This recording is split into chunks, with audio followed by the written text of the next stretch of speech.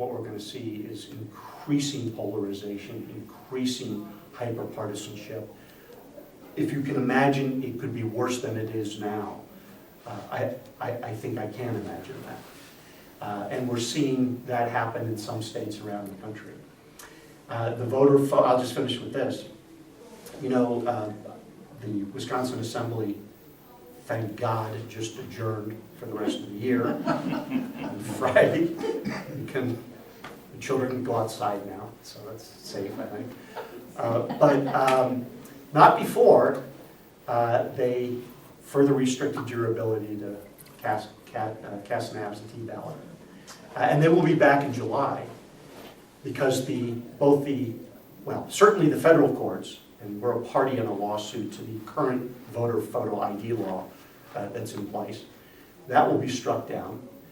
I even have a sense that the Wisconsin Supreme Court, with the conservative majority, may be very reluctant to uphold the current photo ID law that was passed in 2011, because it is unconstitutional, because it does cast a tremendous burden on a number of folks in Wisconsin who are not going to vote. Well, it's enjoined. So the law has been enjoined right now. That means it's not in effect, but this would be a final declaration that it's dead. So Governor Walker, as you may know, has already announced last week that he will be calling a special session of the Wisconsin legislature in July to put into place for November a new voter ID law, one that will be less restrictive and extreme than the one they passed in 2011, but nevertheless will make it more difficult for you to vote. Those are the types of things that we're going to have on a regular basis until we get a handle on how districts are drawn in the state. So with that, and whatever remaining time, questions, condemnations, criticism? Mr. Russell. I'm thinking that somewhere around, you're very optimistic, you're thinking that you're going to be able to get something done 2015, 2016, but somewhere around 2017, the people that you were saying are no longer going to be concerned about running for election because they won't be in office in 2020. Well, you're going to have more of them in 2017, Correct. 2018 that will be thinking ahead. Correct.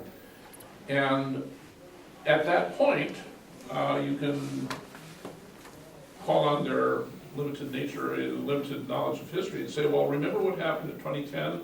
The Democrats were just complacent. They thought that they've been in control for some time. They're going to continue to be in control, so redistricting wouldn't be a problem for them. You guys should learn the lesson, because it came back to bite them. And the same thing can happen to you after the 2020 census, because the difference between 2010 and 2020 is 2010 was a gubernatorial election year, and you guys had a big turnout of Republicans. 2020 is going to be a presidential election year. And you may find yourselves on the receiving end of this same sort of redistricting problem. Correct. So in your own self-interest, wouldn't it, because you never appeal to somebody on the basis of your values, you have to appeal to them on the basis of their values. Absolutely. So in your own self-interest, wouldn't it make sense to neutralize the process? Right. I think you might get started building that case now. Yeah. Well, no, I think you're absolutely right, and that's what he says. 2020 is a presidential election year, and what that means is that Republican majorities, as they are in the off-year elections, are not as large, and often are diminished by the turnout for presidential candidates in Wisconsin. The other thing is that 2015-16 is really going to be the key in terms of whether or not this is going to happen or not. I mean, I think if it doesn't happen in 2 years from now, or if it hasn't happened, then as we approach 2020, you're right, you can use that argument that for your own self-interest, you ought to be doing this, and we will. But the problem is that, unlike 2010, the Republicans gained control of all the levers of government, but it wasn't because of gerrymandering. It was because the gerrymandering occurred after the 2010 election. It occurred in 2011. So what I'm saying is that the districts are gerrymandered in a much more difficult way for 2020 than they were for 2010. So it's going to be increasingly harder for the minority party. I mean, let's be honest, the Wisconsin Assembly is now it's 60-39 Republican. There's no way that you're going to see that much ground made up with the way the districts have been gerrymandered. And by the way, just so you know, what the Republicans did was very smart. In the assembly districts, they hyper-packed the Democrats into those 39 districts. There's a few that are not hyper-packed. So most of the Democratic districts are safe. The Republican districts, not as much, but what they've done is they've put enough folks, Republicans, into those Democratic districts to give an advantage to the Republicans, and then through their natural advantage, through money and other, outside influences, they figure they have a very good shot at holding on to the assembly. So the Democrats are sort of at their floor right now, and the Republicans are at their ceiling. But the calculation is there won't be enough change because of the way the districts are drawn to be able to accommodate a change in political partisan makeup. The Senate's a different story. The Senate, there's an outside chance. Certainly this district, I'm never sure. Are we in, is this the Mays and Maine? Okay, so we're not quite there. Okay. So anyway, but that district, the 17th, would be is going to be in play, still is. Yes, and then yes. Yes. So what can citizens do between now and 2015, 2016 to help out? I mean, you mentioned,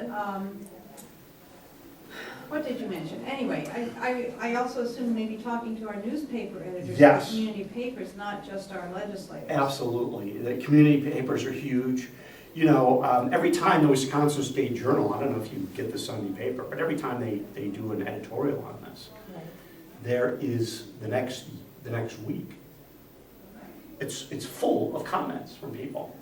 And I have only seen one against redistricting reform. I think it was from Senator Mary Lozick, the chair of the committee, who won't hold a public hearing. So, there's not a lot of opposition to this, I think, with people. I think what the issue is keeping your own legislator, even if he's a Democrat or she's a Democrat, keeping it high on their priority list of things to continue to push for, but also just educating other citizens. I mean, that's really all you can do with something like this. But I'm amazed at the amount of support and the amount of public knowledge about this issue compared to 2 years ago, when this was very much an inside the Capitol issue. I mean, now people get it. They understand what gerrymandered has rendered for the people of Wisconsin. So keep pressure on our own legislators, talk to the editors of our community papers, and talk to our neighbors. And talk to people, friends, neighbors, but relatives who live in Republican districts, and tell them that they need to start pushing their own legislators on, and this is not partisan reform, it's nonpartisan reform. I mean, what's the Republican legislator going to say? No, I oppose nonpartisan reform. They're not going to say that.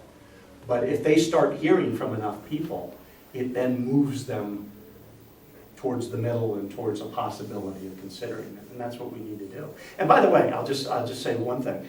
There are a number of Republican state senators who have told us privately that they think what we're doing is the right thing, but they would be primaried, or, I mean, these are not profiles in courage. They should stand up and do the right thing, but they don't.